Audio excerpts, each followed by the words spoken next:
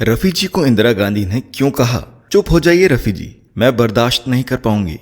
दोस्तों, रफी जी की आवाज की मधुरता, उनकी सादगी, उनका दूसरों के प्रति व्यवहार, उनका जिंदगी जीने का सादा तरीका, अपने से छोटों को सम्मान देना, उनका काम के प्रति समर्पण, इन सभी बातों के एक नहीं बल्कि सैकड़ों किस्से हैं। आने से उसके आए बहार, बड़ी मस्तानी है। आज हम इस वीडियो में उनसे जुड़ा हुआ इसी तरीके का एक ऐसा रोचक किस्सा आपको बताएंगे कि क्यों तत्कालीन प्रधानमंत्री इंदिरा गांधी ने रफी जी से कह दिया था कि रफी जी चुप भी हो जाओ, मैं अब एक भी शब्द नहीं बर्दाश्त कर सकती। आखिर रफी जी ने ऐसा क्या कर दिया था?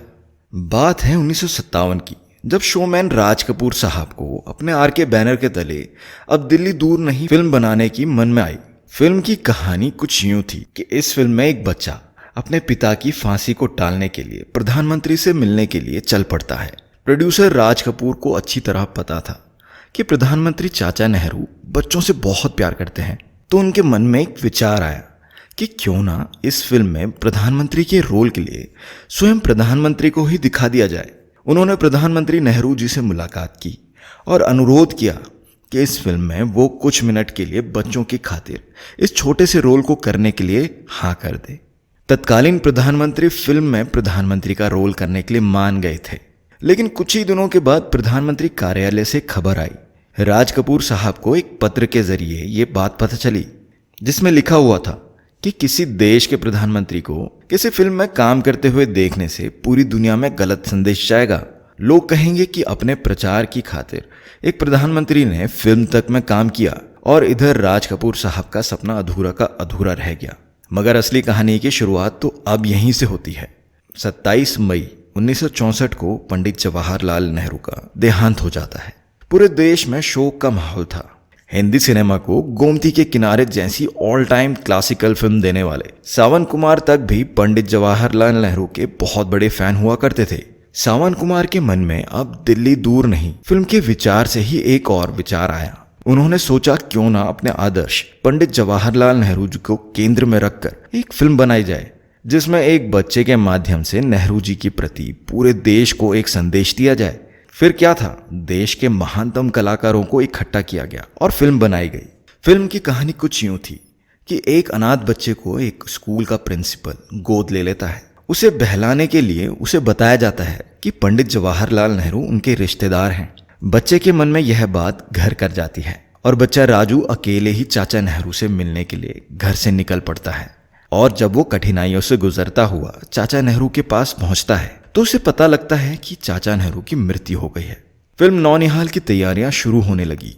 फिल्म के साथ साथ फिल्म में नेहरू जी को समर्पित एक गाने की भी बात हुई और सावन कुमार जी ने इस कठिन काम को करने का जिम्मा उस समय के मशहूर शायर कैफी आजमी जी को दिया।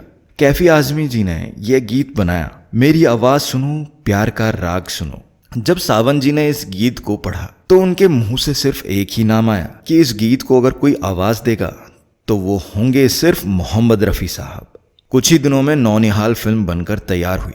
साल 1967 में यह फिल्म रिलीज भी हुई। फिल्म जब पर्दे पर आई तो एक बहुत बड़ी हिट साबित हुई। फिल्म की अपार सफलता को देखते हुए सावन कुमार तक ने कहा, क्यों ना हम भारत सरकार से आग्रह करें कि इस फिल्म को पूरे भारत में टैक्स फ्री कर दिया जाए। पूरी यूनिट के मन में यह विचार आया कि उस समय के तत्कालीन प्रधानमंत्री से क्यों ना मिला जाए और उनसे आग्रह किया जाए, क्योंकि यह फिल्म उनके पिता पंडित जवाहरलाल नेहरू जी को समर्पित थी और इसे वो पूरे भारत में टैक्स फ्री कर दे। लेकिन उस समय प्रधानमंत्री इंदिरा गांधी से मिलना कोई छोटी मोटी बात नहीं हुआ करती थी। रही बात सावन कुमार की, तो वो भी कोई उस समय बहुत बड़ा नाम नहीं थे। तब सावन कुमार ने मदद ली अपने ही फिल्म के एक कैरेक्टर रोल करने वाले हिरेंद्रनाथ चट्टोपाध्याय जी से। वैसे तो हिरेंद्रनाथ चट्टोपाध्याय पेशे से शायर थे और शौकिया एक्टर हुआ करते थे और उनके इंदिरा गांधी जी से बहुत अच्छे संबंध थे, क्योंकि हिरेंद्रनाथ चट्टोपाध्याय जी कांग्रेस नेता सरोजिनी नायडू के छोटे भाई थे। हिरेंद्रनाथ जी की नजदीकी संबंधों के बदौलत प्रोड्यूसर सावन कुमार और म्यूजिक कंपोजर मदन मोहन ने इंदिरा गांधी से मुलाकात की और उन सभी ने मिलकर यह आग्रह किया कि मैडम क्यों ना इस फिल्म को पूरे भारत में टैक्स फ्री कर दिया जाए। इंदिरा गांधी जी 1 मिनट तक सोचती रही, कहा ठीक है, मैं इस पर विचार करती हूँ। सावन कुमार को लगा कि इंदिरा गांधी जी ने बात को टाल दिया है। वो झट से बोले, मैडम एक बार आप इस फिल्म को देख लीजिए, फिर आप जैसा चाहें वैसा विचार करिएगा। इंदिरा जी ने कहा, मगर मेरे पास तो 3 घंटे है ही नहीं। तभी पास में बैठे म्यूजिक कंपोजर मदन मोहन जी ने कहा, मैडम आपने सही कहा, आपका समय बहुत कीमती है, लेकिन आप सिर्फ 5 मिनट का समय तो दे सकती हैं। आप फिल्म के एक ही गाने को सुन लीजिए, जो गाना आपके पिता को संबोधित है। इंदिरा जी मुस्कुराई और गाना सुनने के लिए राजी हो गई। गाने को बजाया गया, मेरी आवाज सुनो। रफी जी ने इस गीत को अपनी कोमल आवाज में इतने दर्द भरे अंदाज से गाया था कि इंदिरा जी इस गाने को सुनते सुनते मंत्रमुग्ध हो गई। उनकी आंखें अपने आप बंद हो गई। गाने के खत्म होते होते इंदिरा जी के चेहरे पर भावनाएं साफ देखी जा सकती थी।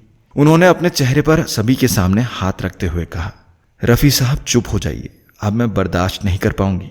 ये कहते हुए वो उठी और अपने प्राइवेट कैबिन में चली गई।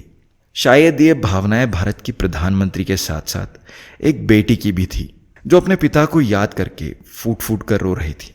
बाहर सावन कुमार और उनकी टीम सभी हैरान बैठे हुए थे, क्योंकि उन्होंने इस दृश्य की कल्पना ही नहीं की थी।